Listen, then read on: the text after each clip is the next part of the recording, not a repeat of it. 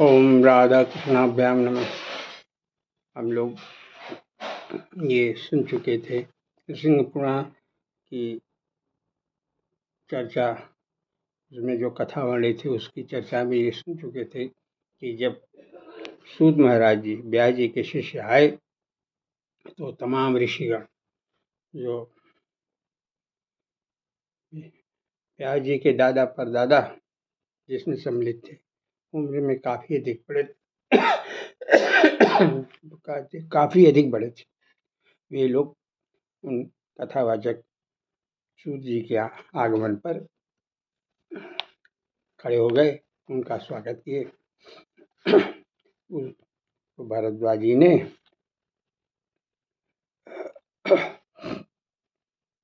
भारद्वाज ऋषि ने कहा कि अभी तक तो हम लोग आपस में ही भगवत चर्चा कर रहे थे, किंतु भगवान की कृपा से और प्रेरणा से आपका आगमन हुआ।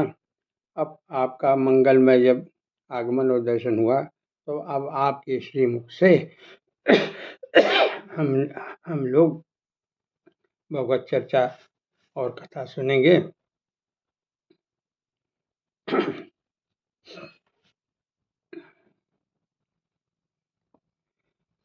भरद्वाज ऋषि ने कहा कि आपने शौनक जी के यज्ञ के समय वराह पुराण की कथा सुनाई थी और उस समय हम लोग मौजूद थे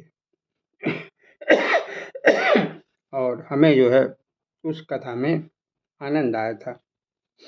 तो हम ये चाहते हैं कि आज आप नृसिंह पुराण से भगवान नृसिंह के चरित्र का जो है कुछ हम लोगों को श्रवण कराएं।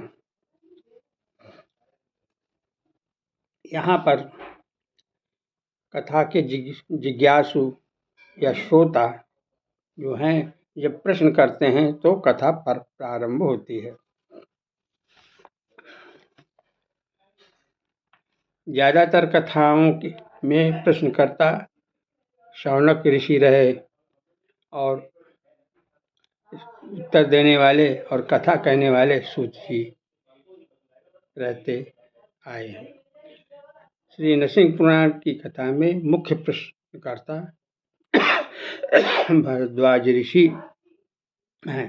भरद्वाज ऋषि ने पूछा कि ये चराचर जगत कैसे बना, इसकी रचना कौन करता है, इसका लय किसमें होता है, इस भूमि का प्रमाण क्या है,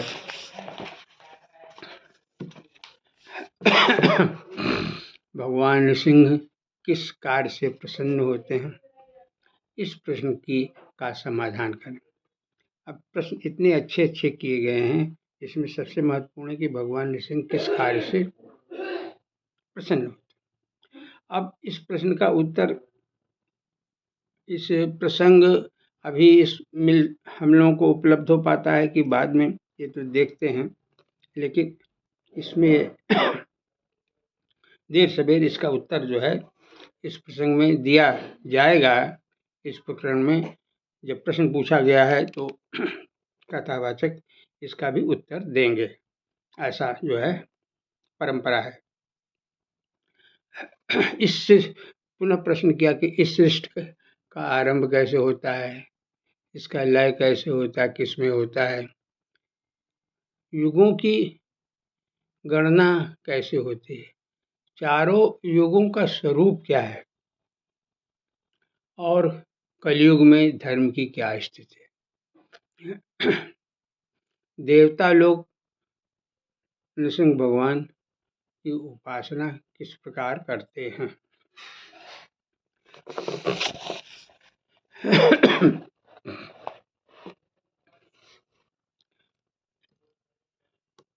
भारतवर्ष के पुण्य क्षेत्र कौन कौन से हैं, कौन कौन से पवित्र पर्वत हैं, कौन कौन सी पवित्र नदियां हैं जिसमें स्नान जिनका दर्शन और स्नान करने से आदमी के पाप नष्ट होते हैं।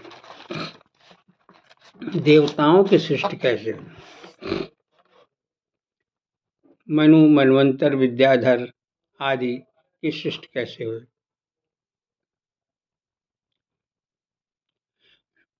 कौन कौन से धर्मनिष्ठ राजा हुए जिन्होंने यज्ञ द्वारा उत्तम सिद्धि को प्राप्त किया? कृपा करके भगवान नृसिंह के स्वरूप को नियमित करने वाले, स्वरूप का ज्ञान कराने वाले इन सभी कथाओं का आप श्रवण कराएं, क्योंकि भगवान नृसिंह का ज्ञान तभी हो पाएगा जब इन जितने प्रश्न पूछे गए हैं उनका जो है उचित उत्तर मिले।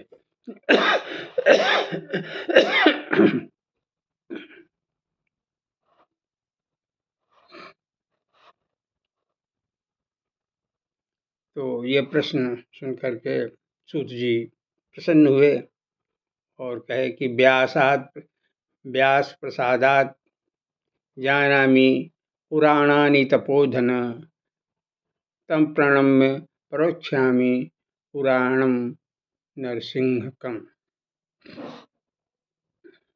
गुरुदेव व्यास की कृपा से मुझे तमाम पुराणों का ज्ञान है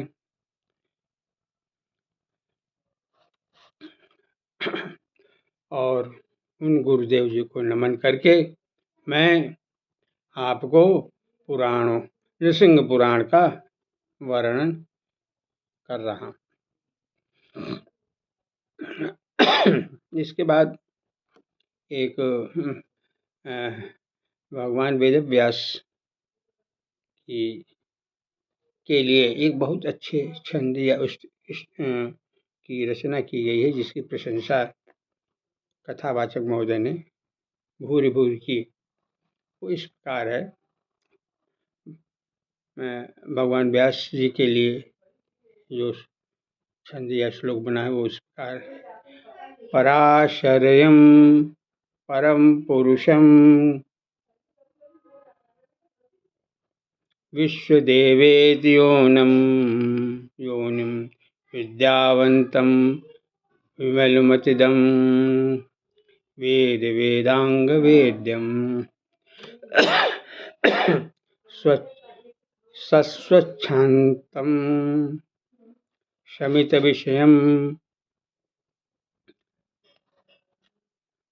शुद्ध तेजो विशालं वेदव्यासं विगत शमलं सर्वदाहं नमामि।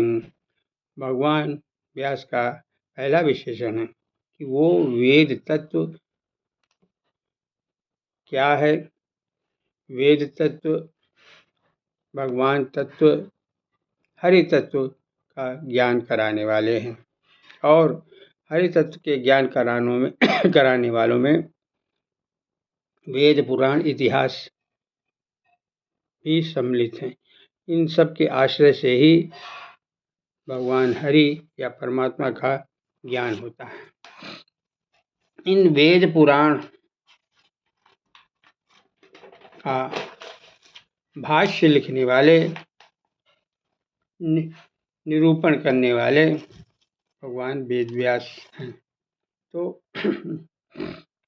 वेद व्यास की कृपा से हम भगवान के स्वरूप का ज्ञान कर सकते हैं, ज्ञान कर रहे हैं। आज के युग के लिए सबसे बड़ा वरदान भगवान वेद व्यास ने जो रचना की, वेदों की श्रुतियों का भाष्य या उनका टीका पुराणों के रूप में किया, तो ये वेद व्यास की महानता है।